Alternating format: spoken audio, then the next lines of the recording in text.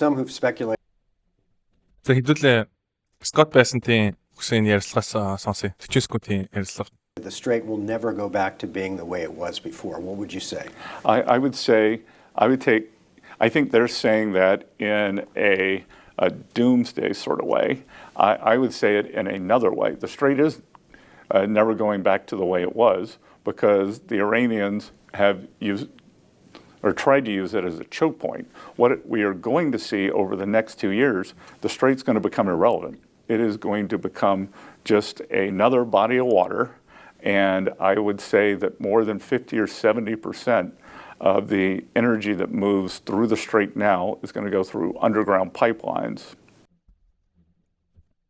Энд дээр юу ярьж байгаа гэхээр 2-3 жилийн дотор гэхэд Strait of Hormuz бол нэг тийм сүртэй мэдээ байхаа болчихно гэж ярьж байгаа тийм. Тэгээд сая Иран, Америк хоёрын хоорондын дайнтай холбоотойгоор ямар асуудал гарсан бэ гэхээр хүн болгон мэддэггүй байсан, одоо нэгт хоодгүй ярьдгүй байсан хоолой маань өөрөө ярианы гол сэдэв болсон байгаа. Тэгээд Strait of Hormuz гэдэг маань юу вэ гэхээр газрын тосны далаагаар явж байгаа тээврийн 25% өнгөрдөг. Нийт дэлхийн газрын тосны хэрэглээний 20% нөгөөр дамжиж өнгөрдөг нэг юм 21 милийн өргөнтэй choke point гэж одоо ярьдаг тийм нарийнхан хоолой хэсэг байгаа байхгүй. Тэгээд энэ хоолойгоор бол одоо жишээ нь том завнуус те одоо хөлгөө онгоцнууд газрын тос зөөдөг хөлгөө онгоцнууд ерөнхийдөө бол ингэж явдаг. Тэгээд яг зам шиг одоо хоёр урсгалтай зам байдаг шиг 2 милийн өргөнтэй юм хоёр урсгал болгоод энэгээр ийм том танкнууд ерөнхийдөө бол газрын тос зөөд юм. Тэгээд энэ газрын тос зөөдөг том энэ онгоцнуудын зургийг зүгээр усан онгоцнуудын зургийг харж ирсэн болохоос биш хэр том гэдгийг нь ер нь би ч гэсэн ерөөсөө өөрөө ойлгодог байсан юм байна. Тэгээд яг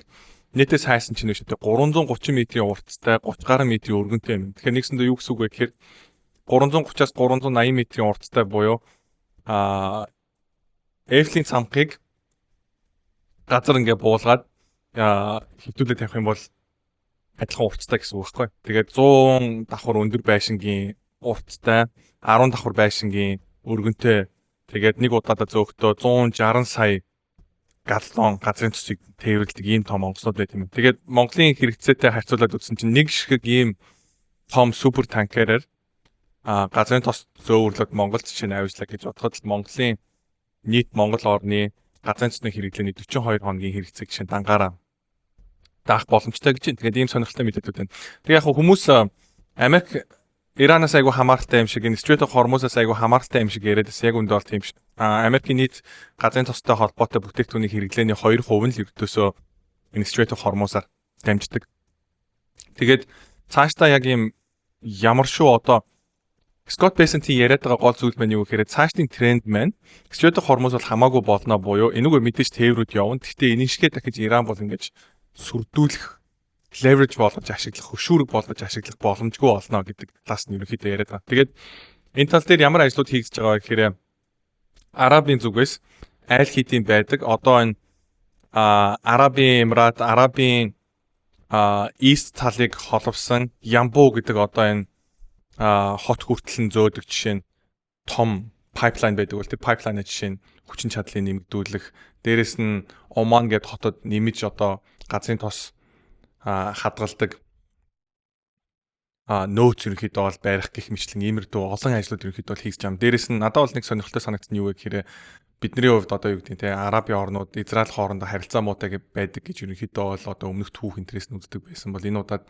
Иран ийхүү одоо ганцхан Америк гэлтгүй эргэн тойрныхоо бүх орнуудад энэ дайсагнаж энэ Strait of Hormuz-ыг хаана гэж сүрдүүлж янз бүр болсноосоо болоод энэ эдгээр орнуудыг ч гэсэн хооронд нь дотн болох одоо нөхцөл байдлыг бүрдүүлж байна гэсэн үг байна. Тэгээд наацхан нь Израиль Сауди Арабыг хооронд нь холбосон 700 км-ийн урттай газрын тосны хоолой буюу pipeline барьчих юм бол тэндээсээ Израиль дотроо дахиад газар дундын тэнгис рүү шууд дахиж хоолойгоор татаад тэгээд ямар нэгэн байдлаар одоо энэ улаан тэнгис эсвэл Strait of Hormuz-аар дамжих шаардлагагүйгээр шууд Европын орнууд руу чинь хүрэх юм боломжтой болох юм.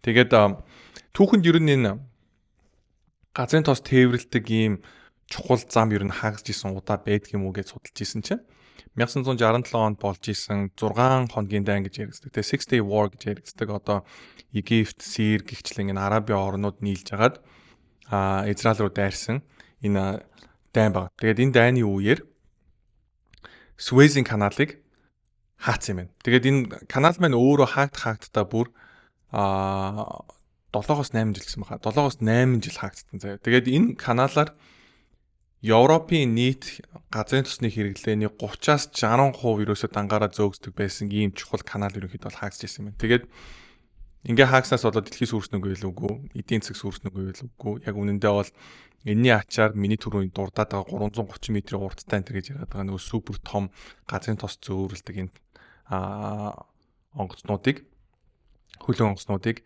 барьж эхэлсэн юм байна. Тэгээд энэ том хөлөг онгоцнууд маань өөрөө нийт газрын тосны ердөө 2% зөөдөг байсан бол энэ Суэцийн каналын олон жил хаагсны дараа нийтдээ 40% зөөдөг болсон. Тэгээ канал маань эргэж нээгдсэн ч гэсэн канал чухал байр суурь эзлэхээ болцсон. Ягаад гэвэл канал тэтэрхий жижиг нарийнхан учраас нөгөө том энэ супер одоо танкер гэж яриад байгаа энэ супер газрын тостой эвэрлдэг онгоцнууд маань өөрөө багтах боломжгүй болсон юм байна. Наадах нь усных нь гүнзгий нь ямар байх вэ гэхээр эн чинь өөрөө зүгээр л усан дээр тавихад доошогоо дахиад усан доор 30 м-ийн гүнзгийд одоо чинь орж ийн гэж аахгүй. Тэгэхээр нэлээд ерөнхийдөө бол гүнзгий байж энэ нөхөө танкер маань өөрөө дамжих боломжтой байд юм байна. Тэгээд энэ иймэрхүү бас сонирхолтой мэдээлэлүүд олж мэдлээ. Тэгээд өөр чинь яг ойрын жилүүдэд биднес болсон бас тохиолдол маань юу байсан бэ гэхээр Украин Оросын дайны үеэр Оросоос Европ руу тэр тусмаа Герман руу ерөнхийдөө бол энэ байгалийн хийг нийлүүлт юм байна тий. Тэгээ Nord Stream pipeline гэж ерөнхийдөө бол хүн болгон сонсон. Nord Stream pipeline-ийн нэгийн чинь дэлбэлчлээ. За одоо энэс болоод байгалийн хий өсөөд байгалийнхийн ханш өснөөс болоод бордоо хомсдоод бордоо хомсноос болоод хоол хүнсний хомсдол болоод дэлхийд зөндөө олон сая хүн өсөж өгөх юм байна гэдэг ийм мэдээлүүд их гарсан. Би бол нэг хэсэг бүр өөрөө хувьдаа хүртэл тэрэнд итгэцэн явж ирсэн. Тэгээд яг үнд бол тийм болоогүй. Тэгэхээр яг энэ удаагийн Ирантай холбоотой дайны асуудал ч гэсэн Стrait of Hormuz-ийн асуудал ч гэсэн яг хүмүүсийн бодож байгаа шиг тийм том асуудал болохгүйгээр энүүгээрээ шийдэгдээд зогсохгүй. Өнөөдөр Иран энэ Strait of Hormuz-ыг ашиглаж бусад орнуудыг ингэж сүрдүүлснээсээ болоод дахиж энэ сүрдүүлэх чадамжаа бүр мөсөн алдна гэдэг ийм таамаг ерөнхийдөө бол Scott Bessent гаргаж байгаа. Тэгээд энэтэй бол би санал нэг байгаа. Тэгээд Strait of Hormuz-аас болж хамгийн том хохирж байгаа ч гэж ерөнхийдөө бол хохирох боломжтой орнууд маань юу гэхээр Азийн орнууд байна. Ягаад тэгэхээр Азийн орнууд маань өөрөө Strait of Hormuz-аар дамжиж байгаа газрын тоснос их хэмжээгээр ерөнхийдөө бол импортлж авдаг. Тэгээд энэтэй үүнээс болоод Strait of Hormuz-аар дамжих шаардлагагүй газрын тосны нөөцийг бий болгох, газрын тос дамжуулах хоолоонуудыг барихын том төслүүдэд ерөнхийдөө Солонгос, Япон, Хятад өөрсдөө бол хөрөнгө оруулалт хийгээд санхүүжүүлэлт хийгээд явах юм айл хэдийн ажлууд маань эхэлсэн мэдээнүүд ерөнхийдөө гараад эхэлсэн юм. Тэгээд Strait of Hormuz-аар бүр ганцхан бусад орнууд дамжаад зогсохгүй Иран хүртэл өөрөө Strait of Hormuz-ыг дамжиж өнгөрдөг. Одоо юу гэдэг нь тэрийг тойрж өнгөрдөг ийм газрын тосны хоолой хүртэл Иран өөрөө барьсан байт юм байна шүү дээ. Тэгэхээр Иран хүртэл Strait of Hormuz-аар өөртөө газрын тосоо зөөх сонирхол ерөнхийдөө бол бага болж байгаа. Тэрнээс ерөнхийдөө бол одоо сонирхол бага гэж ярихад бүр тэнд байгаа эрсдлээс одоо зогтох дараагийн одоо нөөц төлөвлөгөөнүүдийг бий болгож байна. Б-плануудаа бий болгож байна гэдгийг харах боломжтой гэсэн. Тэгээд дараагийн дугаар болцгоо. Thank you guys.